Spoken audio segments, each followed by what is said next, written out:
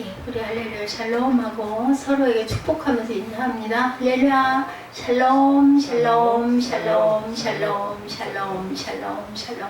하나님 사랑합니다. 여러분 주 안에서 사랑합니다. 예. 제목이 나의 영원하신 기업이다 보니까 찬양 떠오르죠? 나의 영원하신 기업 생명보다 귀하다. 이 찬양 많이 했지만 생각이 나니 이 찬양을 1절만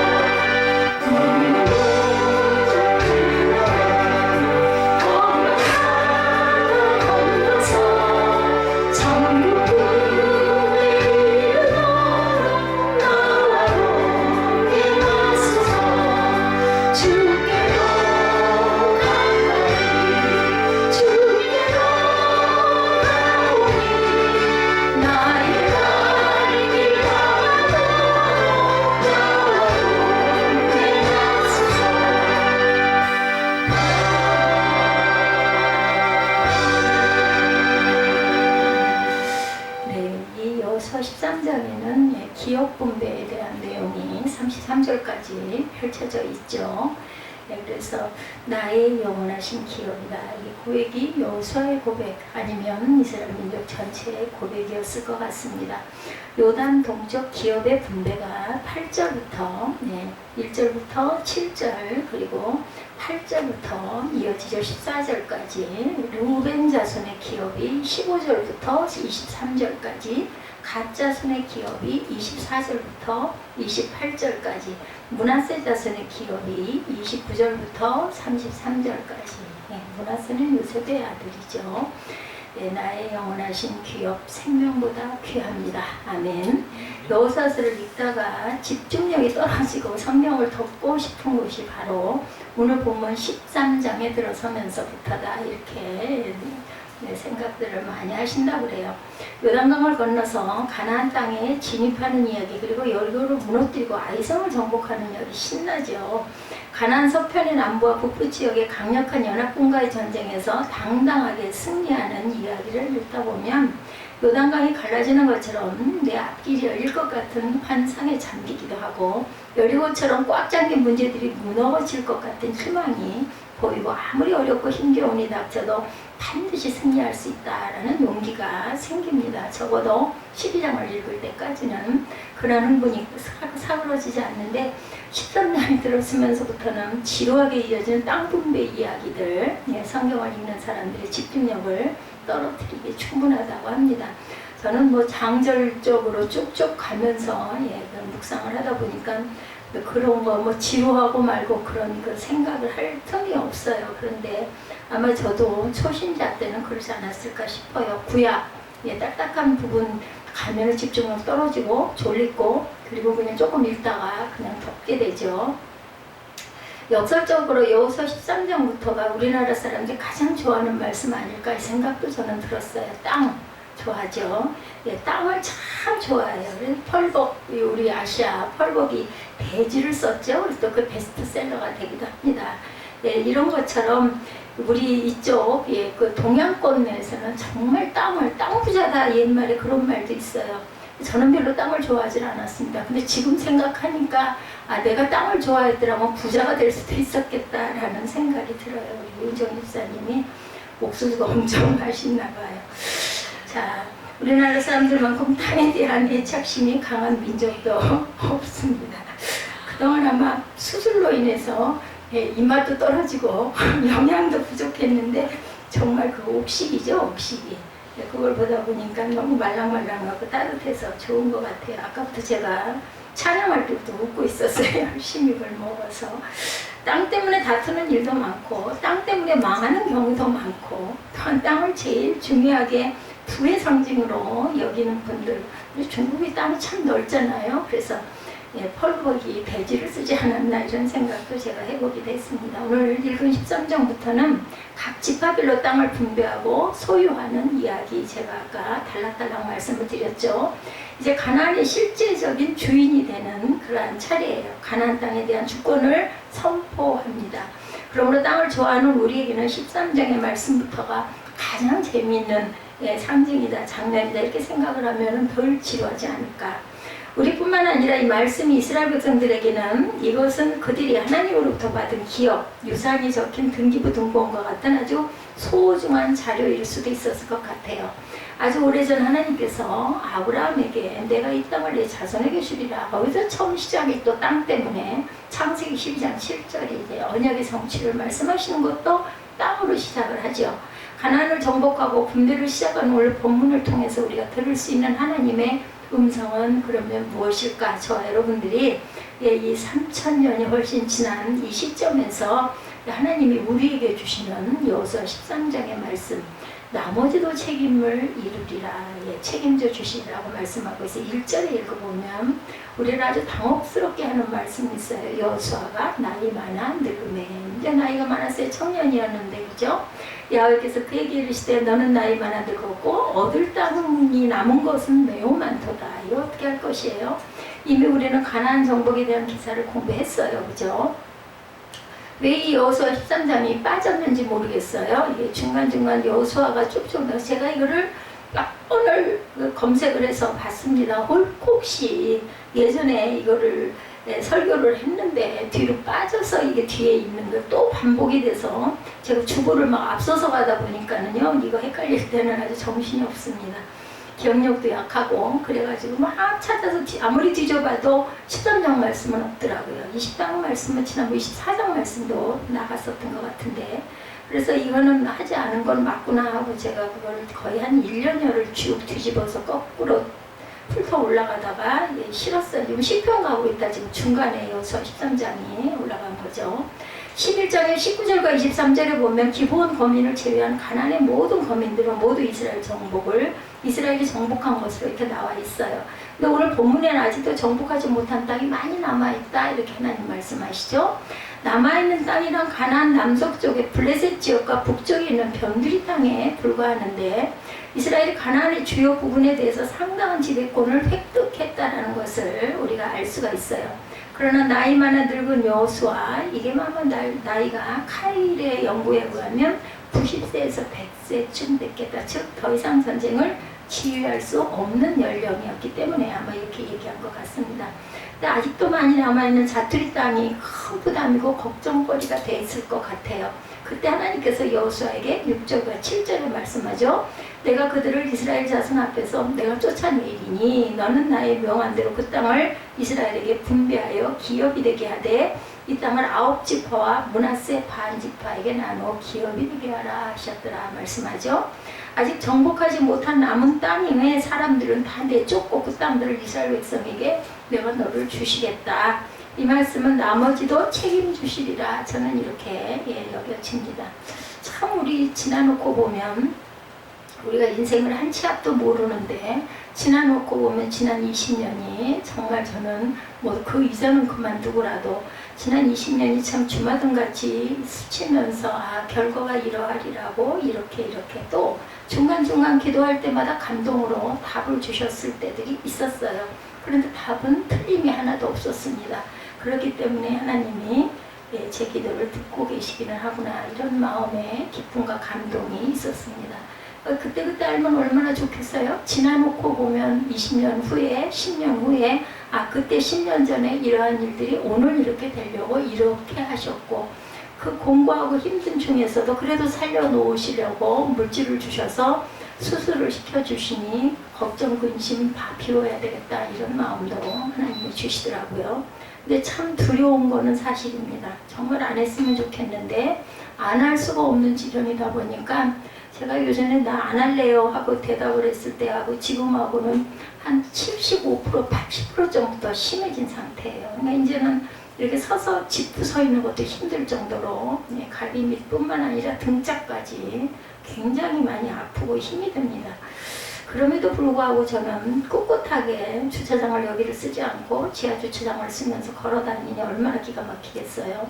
그래도 그게 좋으니까 선택은 자유죠. 힘이 들어도 기어가더라도 그것도 못하면 이제 어쩔 수 없겠지만 먼지가 너무 많아서 싫어요. 닦아도 닦이지가 않으니까 싫고 매일 주차를 세차를 할 수도 없고 그래서 좀 그냥 눈으로 볼 때만이라도 좀 그냥 훤하게 보이는 게 너무나 좋습니다.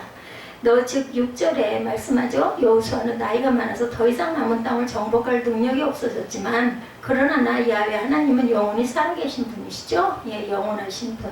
영원하신 분이 우리에게 기업을 주시겠다라고 아까 우리 찬양하죠. 생명보다 귀하신 주님입니다. 너 즉 여호수아가 나이가 많아서 더 이상 남은 땅을 정복할 능력이 없어졌지만 나 야훼 하나님은 영원히 살아계신 분이시기 때문에 그 능력이 하나님께서 내가 이루어 주리 다 줄 것이니 너는 그것을 잘 챙겨라.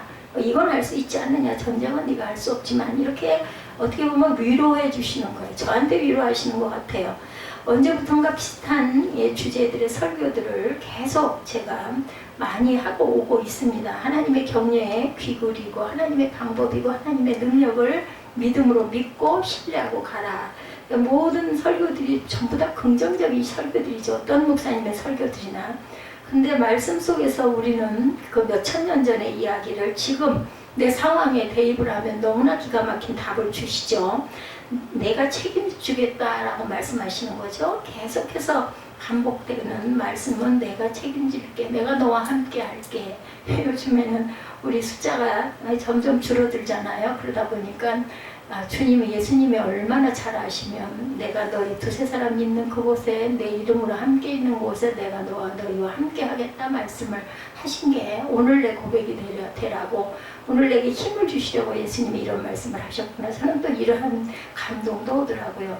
그것이 우리의 문제들입니다. 몇 해 전 프랑스 미술가 협회에서 올해 가장 멋진 그림의 수상자로 프란시스 모도론이라는 사람을 선정했어요. 근데 이 사람은 양손이 없는 장애인 이야기 제가 많이 하기도 했는데 입으로 그림을 그리죠. 손으로 붓을 잡을 수 없어서 팔에 남은 손을 끈으로 묶어서 그림을 그린다고 합니다. 근데 그 그림은 정상인들이 그린 그림보다 예술성과 색채 구성 그리고 색채에 담긴 상징성이 엄청나게 탁월하던 평가와 함께 수상자가 되었다고 그래요. 그는 시상식에서 이렇게 말했다고 합니다. 저는 손이 없다고 생각해 본 적이 없습니다. 제 호흡이 있는 한 이 나무 손으로 인생의 아름다움을 그리겠습니다. 이렇게 얘기했다고 해요. 양손이 없는 것을 인생의 한계로 여기지 않았죠. 이 사람은. 정말 그걸 저는 상상만 해봐도 기가 막혀서 저는 그냥도 그림을 못 그리는데 손을 가지고도 이 사람은 양손이 없는데도 그것을 나무에다가 매가지고 그것을 입으로 그림을 그리는 거 얼마나 기가 막힌 피나는 훈련을 했을까 이 생각을 하면 참 정말 기막히구나 얼마나 고통을 받았을까 이런 생각이 들어요. 그 한계를 뛰어넘어 승리자가 된 거죠. 우리가 살펴보면 전후저 아무리 살펴보아도 뾰족한 해결 방법이 없는 문제에 봉착할 때가 있습니다. 저는 지금 앞으로 일어나지도 않을 제 수술의 부분에 문제에 봉착을 해서 생각을 하다 보면은 마음이 자꾸 어두워져요. 그것을 거두려고 말씀 속에서 상황 속에서 하나님이 이루어주신 어떤 기적 같은 이야기들 내게 그 가능했던 기적 같은 이야기들 속에서 자꾸 답을 찾고 마음을 위로를 하고 하는데도 그런데도 자꾸 마음이 어두워지거든요. 그리고 뭐 여러 가지 교회 문제 또 아직 철이 없는 아들 문제 이런 것들 생각을 하면은 혼자서 정말 십자가를 걸머지고 있구나 이런 생각이 들면은 누구하고 얘기하고 싶은 생각이 들지가 않을 정도로 힘든데 이분은 얼마나 이 장애를 가지고 안 해도 되는 거잖아요. 이 그림 그리는 거 안 해도 되는데도 이렇게 목표를 가지고 이런 그림을 그려서 수상을 할 정도면 얼마나 피나는 그 훈련을 했을까 이런 생각을 하면 참 고개가 숙여집니다. 역부족일 때가 많죠. 역부족이라는 생각이 들 때가 많습니다. 내 힘으로는 불가능한 일이 앞에 곧 다가와요. 그것도 날짜가 하루하루 감에 따라서 기다려지는 게 아니라 뒤로 도망가고 싶은 생각이 들면서도 또 도망갈 수도 없는 상황이에요. 입술로 그 고백을 하고 나서부터는 그냥 점점 더 나빠져가지고 그 말을 아예 할 수가 없을 정도가 되게 하는 제 몸 상태, 아마 엄청날 것 같아요. 이게 이제 아래만 허리가 구부러진 게 아니라 등짝에서 위에서 잡아 밑으로 누르니까 몸을 뭐 펼 수가 없죠. 설 수가 없죠. 병원에서 그 얘기 하더라고요. 그게 뭐라 그러더라? 그 측만이 아래만 일어난 게 아니라 윗부분도 측만이 일어나서 아래 위가 전부 다 측만이다, 이런 얘기를 하신 거를 이래서 그랬구나 하는 생각이 들어요. 그러니까 이렇게 하고 있을 수가 없이 그냥 여기가 여기 등 여기서부터 그냥 뭐가 이렇게 꽉 위에서 무슨 돌 바위로 누르는 것 같은 누름이 있으니 아래는 또 얼마나 힘들겠어요. 이 모든 무게는 어디로 가냐면 허벅지로 가서 관절로 가고 있죠. 그러니까 이렇게 서 있는 것도 팔에 이렇게 굵은 주름이 지고도 이제 부족해서 강단이 있으니 그나마 망정인데 무릎이 너무너무 아파요. 이렇게 서 있으면. 내 이름으로는 불가능한 일이 펼쳐진 거죠. 그렇다고 뭐 먹고 자는 것 말정하니까 저를 보고 어저께 어떤 분이 일부러 그렇게 전에도 저한테 나는 거기 아는 사람이 하나도 없는데 그렇게 멀리서 그렇게 반갑게 인사를 해서 저분이 풍무에서 만난 분인가 하고 아무리 생각을 해봐도 생각을 할 수가 없어요. 전 사람을 잘 보면 기억을 못해요. 근데 대개는 상대방들이 저를 보고 인사를 하고 저분은 어디서 봤더라 그냥 같이 인사를 하죠. 웃으면서. 아무리 생각을 해봐도 모르겠는데 어제도 또 그분인 것 같아. 그때 인사했던 그분이 나가시다 말고 돌아와가지고 인사를 하시면서 반갑다고 인사를 하면서 저보고 엄청난 체력이시라고 어떻게 그렇게 한 번도 쉬지를 않고 그렇게 수영을 하실 수가 있느냐고. 근데 그 얘기는 풍무에서도 많이 들었는데, 그래서 제가 허리가 너무 많이 안 좋고 약해가지고 제가 이렇게 천천히 배영을 하다 보니까 힘이 안 드니까 오래 하죠. 천천히 왔다 갔다 하죠. 그거 아니라 자기는 배영만 하면 허리가 끊어질 것 같이 아픈데 자세가 혹시 제가 잘못됐을까요? 그렇게 얘기를 하시면 뭐 제가 아나요. 그래서 힘을 주고 하지 마세요. 이제 그 얘기만 해줬어요. 저는 허리에 힘을 하나도 안 주고 힘을 주려면 힙과 아랫배에다가 힘을 좀 주고 발끝에 힘을 모아가지고 발로 저도 못하면서도 차고 그리고 손을 정확하게 위로 끝까지 올려서 이렇게 물을 아래로 깊이 이렇게 퍼서 밀면서 이렇게 하시면 아마 힘이 허리에 좀 덜 들어가실 것입니다 하고 나름으로는 설명을 해줬더니 아이고 즐겁게 저기 운동하셔서 너무 보기가 좋다고 하시면서 기쁘게 운동하세요. 그분들은 아마 다른 걸 하시나 봐요. 뭐 댄싱이나 뭘 하니까 수영복을 입고 또 위로 올라가 바깥으로 나가서 저기 샤워를 하는 게 아니라 위층에서 뭘 하는 것 같아요. 그러니까 거기는 막 수영 내지 여러 가지 많은 것들이 있으니까 위로 올라가시는 분들이 많더라고요. 그래서 샤워를 하질 않고 그래서 샤워장이 이렇게 텅텅 비나 봐요. 거기서들 내려와서 하고 거기가 더 좋은가 보죠. 올라가는 걸 보면. 그래서 제가 마음속으로 그러면 하나님이 내게 체력을 많이 주셨나? 이런 생각을 해봤어요. 그래서 저는 수영하는 내내 기도하거든요. 기도하다 보면 여러 가지 잊어버렸던 것도 떠오르고 그리고 또 그걸 열심히 간구하기도 하고 대개는 한 반 정도는 아들을 위해서 기도하죠. 역부족일 때 우리가 정말 그 역부족이고 불가능하게 여겨질 때도 과연 우리는 어떻게 할까? 절망을 해도 소용이 없어요. 이거는 하긴 해야 되는 거고 하고 나서 내가 어떻게 되었을까를 생각하면 눈앞이 깜깜한데 하나님이 할 수 있는 환경으로 밀어놨으니까 해야 되는 게 답이죠. 생각을 합니다. 뭐 죽을 수도 없고 억지로 죽을 수도 없고 그렇다고 내가 잘 살아있을까 하는 부분도 너무너무 기가 막히고 그렇다고 해서 내가 뭘 믿을 수 있는 것도 아무것도 없고 하나님밖에 믿을 자가 없죠. 대부분의 사람들이 역부족인 것을 느낄 때 절망합니다. 기가 꺾이기도 하고 낙심하기도 하고 마음이 우울해지기도 하고 저뿐만이 아닐 것 같아요. 그렇지만 저는 행복하게 기쁘게 살려고 노력을 하고 제가 있는 이 조그만한 여기 요 정서의 잠자리가 너무너무 편하고 포근해서 이 상태대로만이라도 좀 있었으면 얼마나 좋을까. 그런데 뭐 일어나서 움직일 수가 없으니까 수술을 하긴 해야 되겠죠.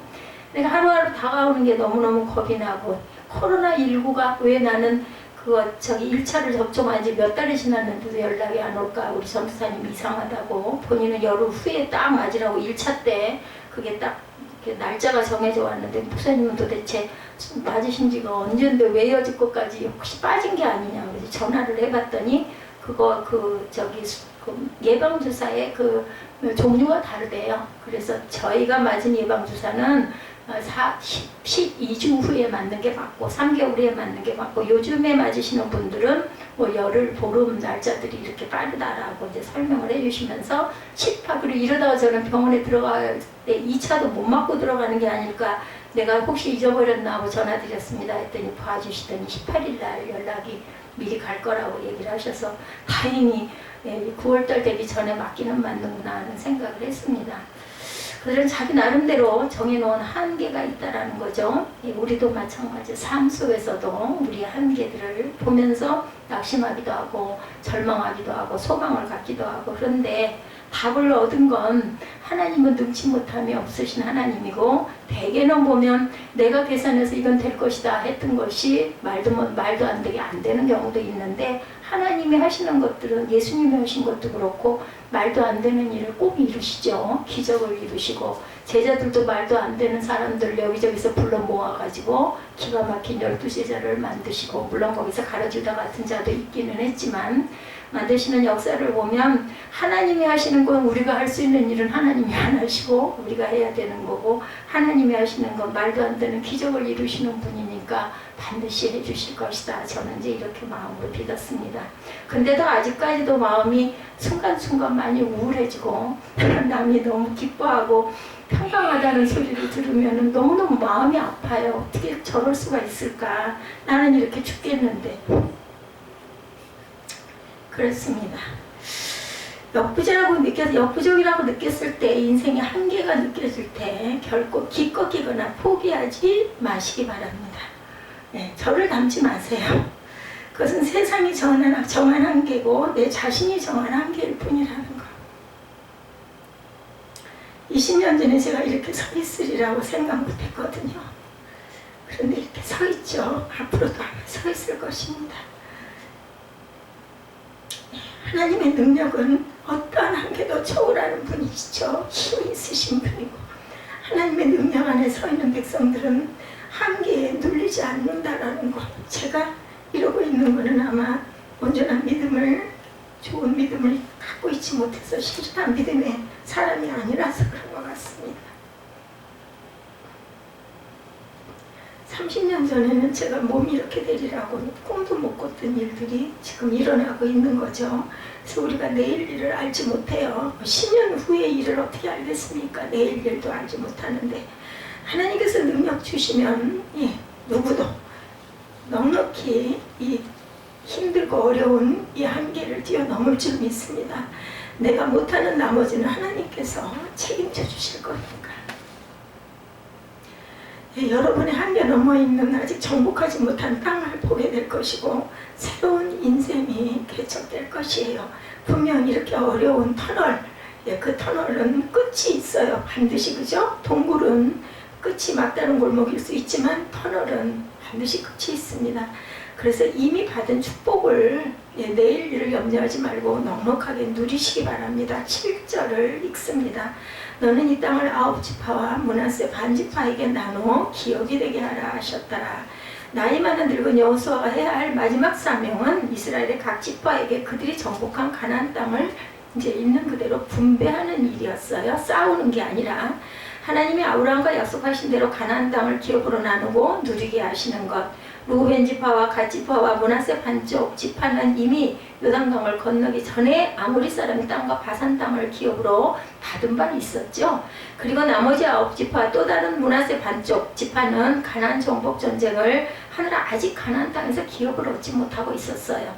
더욱이 아직 정복하지 못한 땅들 때문에 아직 가나안의 기업을 누릴 형편도 되지 못했습니다. 그런데 하나님께서는 이미 얻은 땅을 이스라엘의 각 지파에서 분배하여 그 땅의 실질적인 주인이 되게 하라고 말씀을 하고 계신 거죠. 어떻게 하면 더 많은 땅을 정복할 수 있을까라고 하는 생각에만 집중되어 피곤한 일상을 사는 여호수아와 이스라엘 백성들에게 이미 주신 하나님의 축복을 누릴 것을 권고하시는 말씀은 우리에게 참으로 많은 의미를 부여하고 있어요. 그래요. 저는 이 말씀을 정리하면서 저에게 대입을 했기 때문에 제 얘기를 하지 않을 수가 없습니다. 꼭 제가 바보 같죠. 하나님이 이렇게 말씀하시는데 지금 너 있는 거 잘 정돈해서 그것 갖고 즐거워하고 기뻐하고 즐겨라. 빠진 부분을 잘 생각해보고 내가 할 수 있는 것을 해라 라고 말씀하시는 거죠.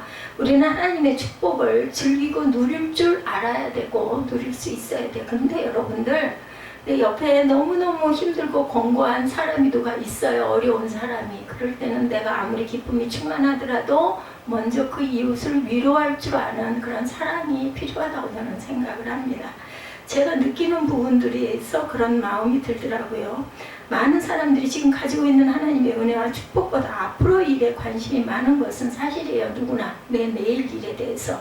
그러나 너무 일찍부터 이루어지지 않는 기대감만 가지고 현실의 축복에 감사하지 못한다면 정말 인생이 더 공고롭겠죠. 재미없는 인생이 될 거예요.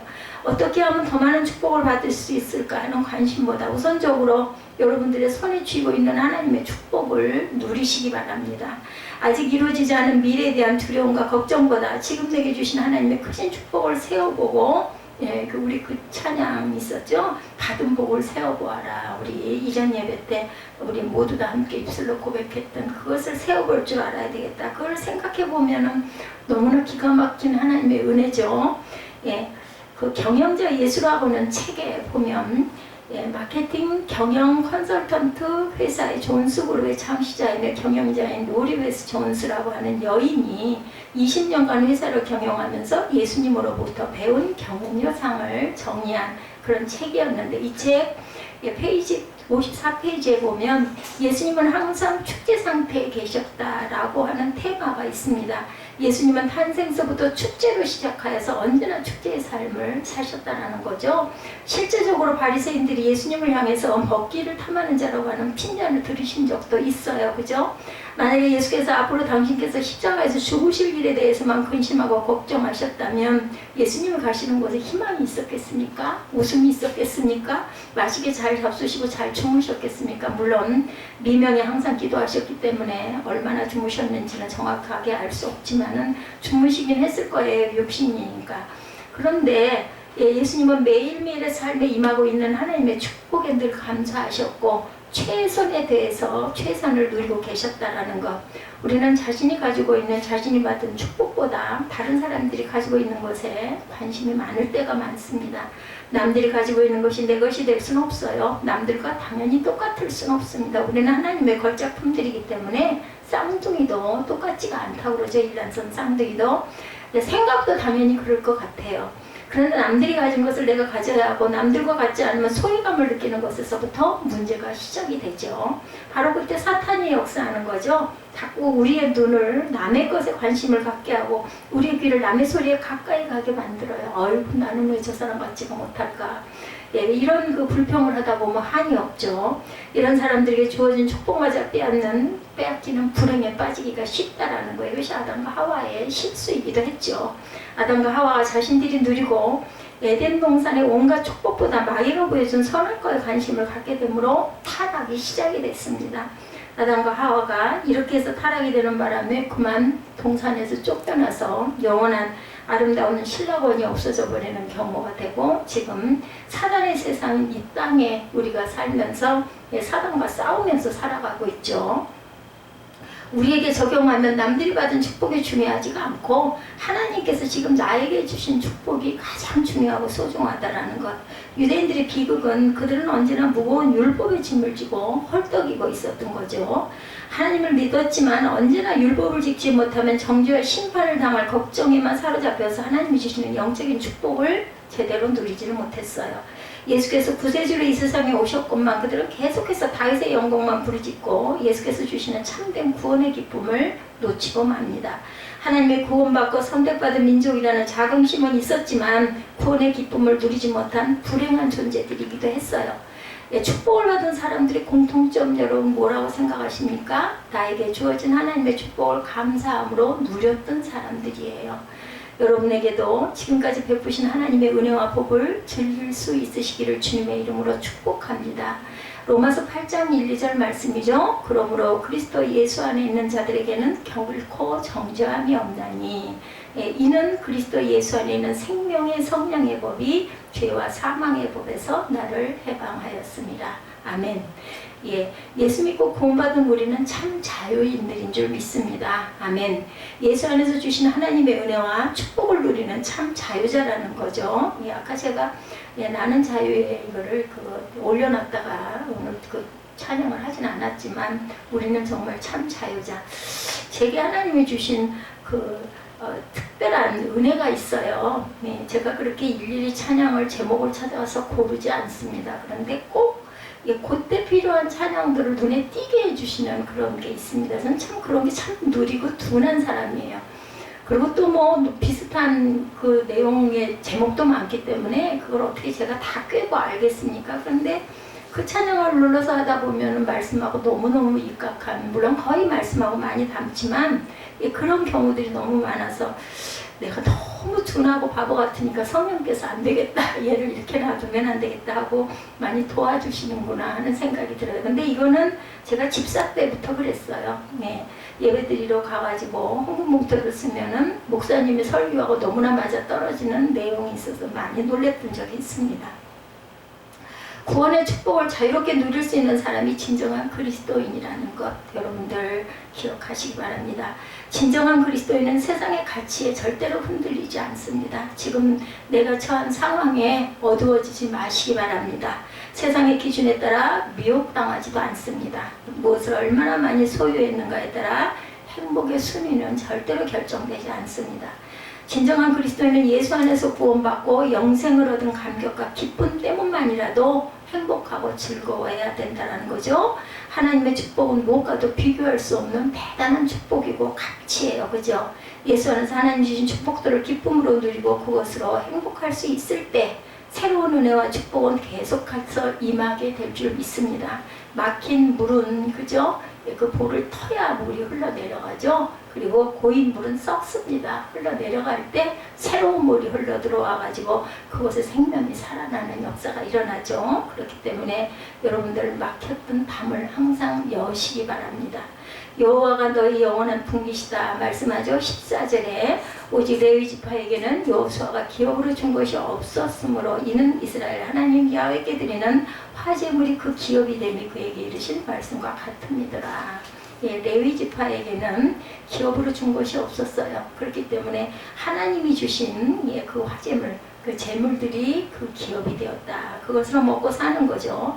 마지막 33절에 오직 레위 지파에게는 모세가 기업을 주지 아니하였으니 이는 그들에게 말씀하신 같이 이스라엘 하나님 야훼께서 그 기업이 되심이었더라. 그래서 요즘에 목회자들이 교회에서 주시는 것을 가지고 먹고 사는데 그것도 요즘에는 어려워서 직장들을 많이 갖고 있죠. 생활이 어렵기 때문에. 가나안 땅을 분배하면서 땅을 기업으로 받지 못한 지파, 바로 레위 지파였죠. 레위 지파는 야훼께 드리는 화제물, 음식제물, 그런 분깃을 받았어요. 민수기 18장 20절에 보면 야훼께서 또 아론에게 이르시되 너는 이스라엘 자손의 땅에 기업도 없겠고 그들 중에 아무 분깃도 없을 것이나 나는 이스라엘 자손 중에 내 분깃이요 내 기업이니라 이렇게 말씀하셨어요. 레위인들에게는 생계를 위한 아무런 분깃이 없었지만 하나님 자신이 레위인의 분깃이 되고 기업이 되신다라는 거죠. 레위인들은 레위 지파는 제사장 지파며 성전 예배의 모든 일을 관장하는 지파였죠. 땅의 일이 아니라 하늘의 일을 맡은 사람들입니다. 그러므로 하나님께서 그들의 삶을 책임져 주시죠. 여기서 우리는 아주 중요한 사실을 발견합니다.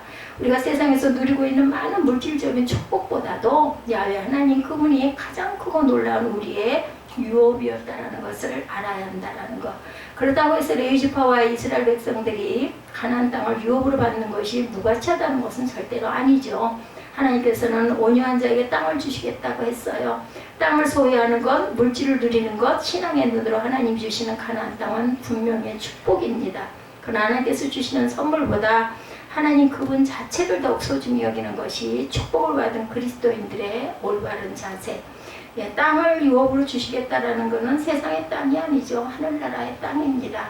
열왕기상 8장에 보면 솔로몬이 성전을 건축하기를 마치고 봉헌식 기도를 드릴 때 백성들을 축복하는 장면이 있어요. 솔로몬이 백성들을 축복한 내용이 보면 하나님께서 우리 열조와 함께 계시던 것 같이 우리와 함께 계시고 우리를 떠나지 마시고 버리지 마시옵소서.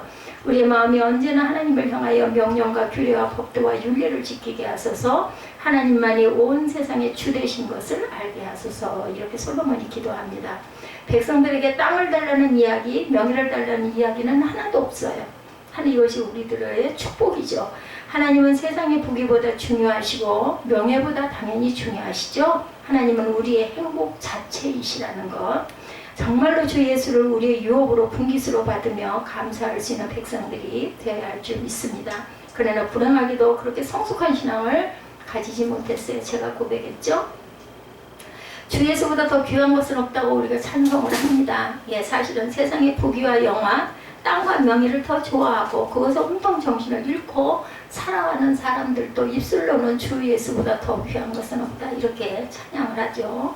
예, 어떤 교회 목사님이 쓴 기독교 그 안에 무속신앙이라는 칼럼을 읽고 공감한 적이 있었어요. 기독교인들이 복을 해석하는 규정이 성경 중심이 아니라 세속적인 기준을 따르면서 돈을 잘 벌고 몸이 건강하고 재난을 당하지 않아야 하나님의 복을 받은 삶이라고 그러한 사고가 그리스도인들 지배하고 있어서 어떤 문제가 생기면 낙심하고 절망하게 된다는 거예요.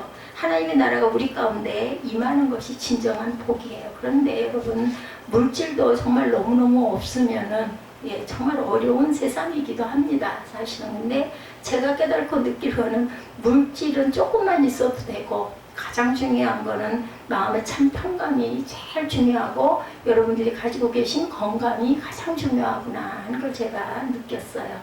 예, 예수께서 이 땅의 사역을 마치고 하나님께서 가시기 전에 제자들에게 내가 너희를 고아와 같이 버려두지 아니하고 너희에게 오리라 말씀하셨죠. 약속하셨습니다. 그리고 약속대로 성령이 오셨고 성령께서 우리의 삶에 언제나 동행하시고 지키시고 돌봐주시는 것. 성령이 계시지 않다면 우리는 장님이죠. 예, 아무리 불이 밝아도 아무것도 볼 수 없습니다. 즉 하나님의 나라를 우리의 그 심령에 세우신 것, 이것이 가장 귀하고 큰 축복이라는 것, 그것이 바로 우리의 유업이고 나의 받은 분깃이라는 것. 그러게 나는 나의 영원하신 기업이 생명보다 귀하다고 우리가 그 예배 직전에 찬양한 것처럼 이렇게 고백할 수 있어야 합니다. 여러분에게 묻겠습니다. 예수를 믿으십니까? 예, 아멘. 그렇다면 자신의 신앙에 대하여 자신이 있습니까? 아니면 예수님이 부끄러우십니까? 여러분들이 붙잡고 있는 십자가가 떳떳하십니까? 이런 질문에 여러분들은 뭐라고 대답하시겠습니까? 문제가 생기면 이것저것 기웃거리고 축복을 동냥하는 불쌍한 인생들이 되지 마시기 바랍니다. 레위인들처럼 야훼 하나님께서 나의 분깃이시고 기업이십니다 라고 고백하고 매일매일의 삶 속에 녹아있는 하나님의 은혜와 축복을 누리고 사시기를 주님의 이름으로 축복합니다. 예, 우리 492장 한 장 더 하시고 축도로 예배를 마치도록 합니다.